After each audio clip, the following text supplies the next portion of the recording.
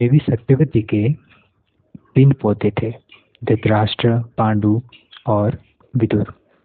लेकिन उनकी जो माताएं थी, अंबिका और अंबालिका, ये तो अपनी पहली गर्भ धारण करने से पहले ही विधवा हो गई थी। तो फिर इन सब का जन्म कैसे हुआ? आज की कथा में हम यही जानेंगे।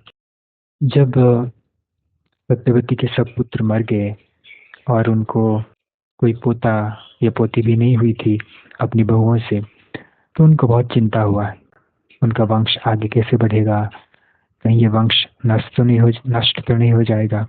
और ये चिंता लाजमी भी है। इसलिए उन्होंने भीष्म जी से बातचीत की कि हम लोग शास्त्र सम्मत जो एक नियम है कि एक विधवा स्त्री कैसे दूसरे पुरुष से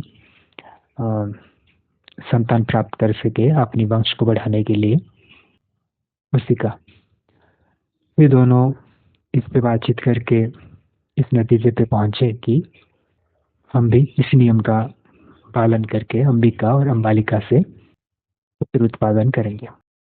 और जब उन्होंने ये तय किया तो देवी सत्यवती ने अपनी पहली पुत्र वेदव्यास जी का स्मरण किया, क्योंकि उन्होंने ये तय किया कि हम वेदव्यास जी से ही संतान प्राप्ति करेंगे।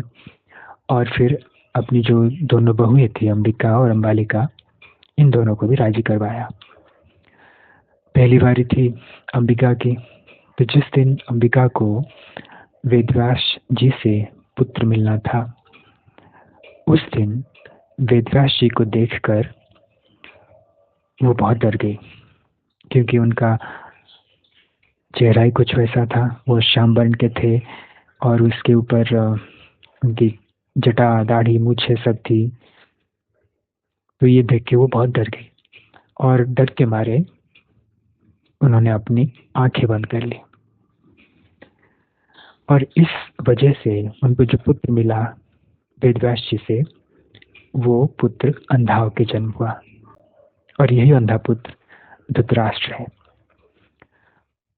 और ये सारे चीजें सत्यवती को वेदव्यास जी ने बता दिया कि अंबिका से अंधा पुत्र जन्म होगा, क्योंकि उन्होंने मुझे देखकर अपनी आंखें बंद कर ली। तो सत्यवती को दुख हुआ। फिर अगली बारी आई अंबालिका की, और उन्होंने अंबालिका को भी ये बोल दिया था कि अंबिका ने आंखें बंद कर ली थी, इसकी वजह से उसको अंधा पुत्र होगा, तो तुम आंखें बंद मत करना। अंबिका ये सब जान ली। अब जब अंबालिका की बारी आई वेदव्यास जी से संतान मिलने का, तो उस समय वो भी बहुत डर गई। हालांकि उन्होंने अपनी आंखें बंद नहीं की, लेकिन वो डर के वजह से उनका पूरा शरीर का रंग पांडु वर्ण का हो गया। और वेदव्यास जी ने वो देखा भी, जिसकी वजह से उन्होंने जो पुत्र को जन्म दिया वो भी पांडु वर्ण के साथ ही जन्म हुआ, जो आगे जाके पांडु नाम से विख्यात हुआ, पांडवों के पिता। और ये बात वेदव्यास जी ने सत्यवती को भी बता दी थी कि अंबालिका से जो पुत्र जन्म होगा वो पांडु वर्ण का होगा, इस कारण की वजह से। तो ये सुन के सत्यवती को थोड़ा दुख हुआ, लेकिन ये एक अच्छी बात हुई कि उन्होंने अपनी आंखें नहीं बंद की।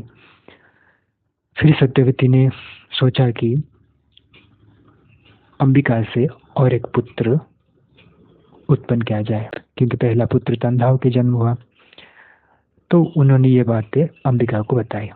अंबिका नहीं चाहती थी वापस वेदव्यास जी से संतान पाने के लिए, फिर भी उन्होंने अपनी सास को मना नहीं की और मान गई। लेकिन जिस दिन अंबिका को वेदव्यास जी से मिलना था, उस दिन उन्होंने खुद नहीं गए। उन्होंने अपनी एक बहुत ही सुंदर दासी को अपनी गहने पहनवा कर वेदव्यास जी के पास भेज दिया। वेदव्यास जी जब उस दासी को देखे तो वो देखते ही पहचान गए कि ये अंबिका नहीं है।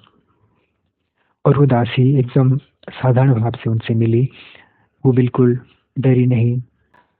उसके वजह से वेदव्यास जी से उसे जो पुत्र मिला, वेदव्यास जी पहले ही उसे बोल दिए थे कि तुम्हारा पुत्र बहुत ही ज्ञानी होगा, बहुत ही गुणी होगा, बहुत ही धार्मिक होगा।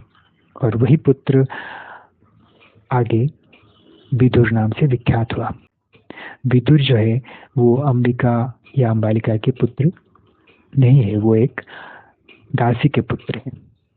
इसी तरह से अंबिका, अंबालिका और उस दासी ने धृतराष्ट्र, पांडु और विदुर को जन्म दिया, और सत्यवती का जो वंश था वो आगे बढ़ने में सक्षम हुआ।